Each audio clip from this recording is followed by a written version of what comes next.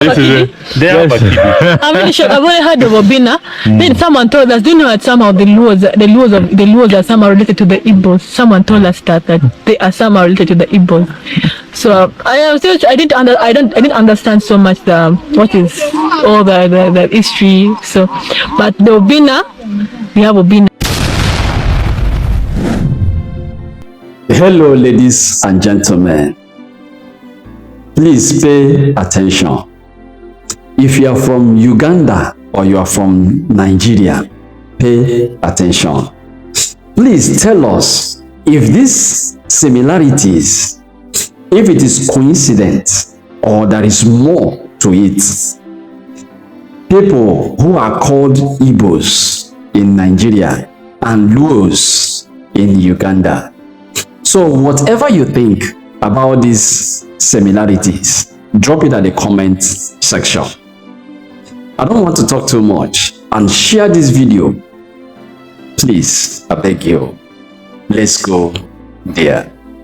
So I want to know the similarities between Nigeria Igbo and the Ugandan Luo. Let me know if it's actually the same thing, like what Bakoba's uncle told me. So you guys are Luo, right? Yeah, we are Luo. Do you know of Igbo? I do. Of course. Of course, the first tribe. If you ask anyone which tribe do you know in Nigeria, they know the Igbo. Are you serious? So you were learning Igbo language? I was learning, and I still ought to learn for more. Guys, see the way you speak, just like Barack Obama's uncle. The reason why I went for every book by Yachebe was because the culture is almost like ours. So what made you want to learn Igbo, actually? Just like the culture, and I like the country, Nigeria, so far. And I want to be there. I hope my friend will take me there within one day. I noticed that even here in Uganda, some of their names, like he was telling me before, some of their names also sound like Nigerian. Like he was saying that Obina, and he said you have okay. We have also Akidi. It's like Akidi is a male name for the Nigerian. Yes, yes. But for me, Akidi is the female name. In Uganda. Hello, Uganda. Yeah. The same Akidi will have in Akidi will have in. And also, I could get names there that we could identify with. They have Akidi. I'm really sure. I've only heard of Obina. Then someone told us, do you know that some of the Luos are somehow related to the Igbos? Someone told us that they are somehow related to the Igbos. So I didn't understand so much what is all the history. So, but the Obina, we have Obina here. I'm so surprised there's Akidi. There's Akidi. I said it's a Juku. There's a Juku We call ours a joke. That's the pronunciations, they're similar. I noticed that in Luo, most of your names start with O. Sure. Most of the male name starts with O, the female name starts with A. Mostly. Like me, my name is Angelo. And his name is Okelo. Okelo. That sounds Igbo.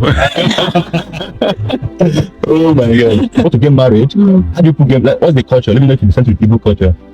Did they request for cows, dowries, and all those things? Of course.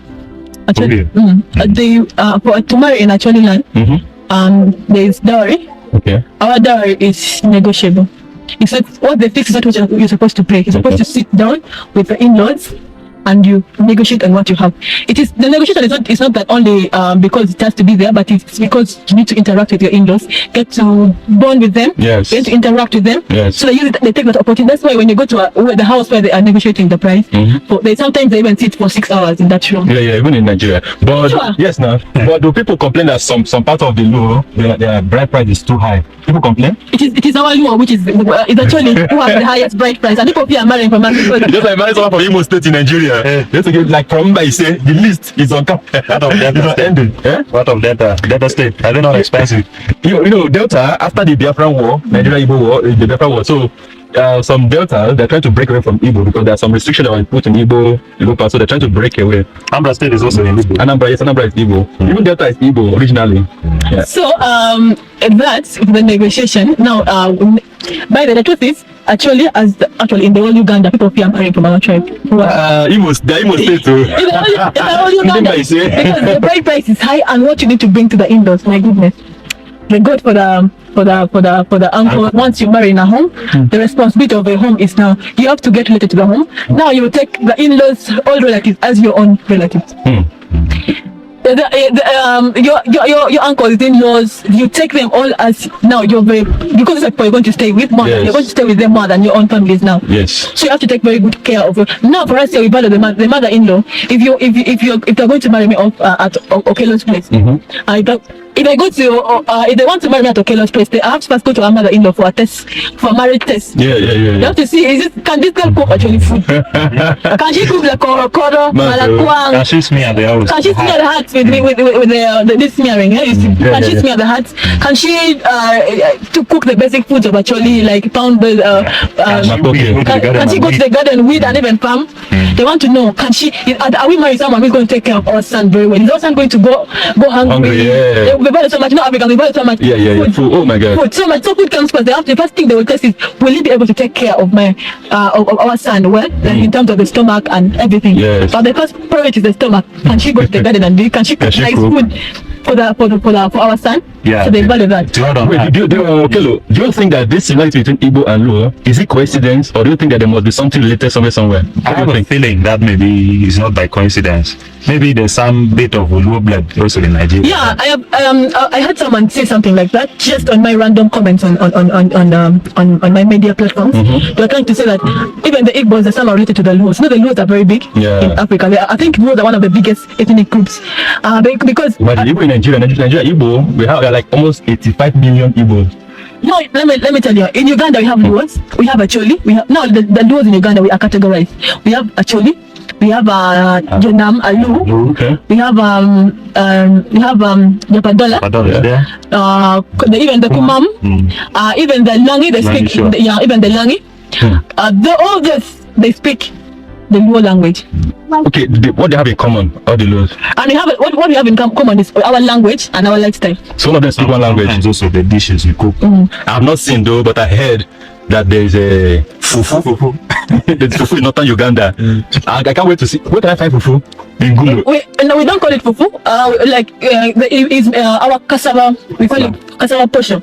There's what we call kwambot. Sure. But you after boiling your cassava, you mash it up and make it look like the way you guys just pound it. Yeah. Once we just do it with that until it's now like then you eat. It's the most. I love it. It's the sweet. No, actually, we have different ways to make cassava in Nigeria. We make it cook, and there's another way of cooking it. We first ground it. We ground cassava. Oh yes. After ground, now that we just cook it like ugali direct. No, it's like gari. It's like gari. Yes. Yeah, it's like gari. So there are two forms. That's a two form. But now most time we prefer to add cassava in our other flours, like in the millet flour, in the. If you combine with other flours, it tastes so great. Now here in actually we when we are taking our food, our most common food is kalo.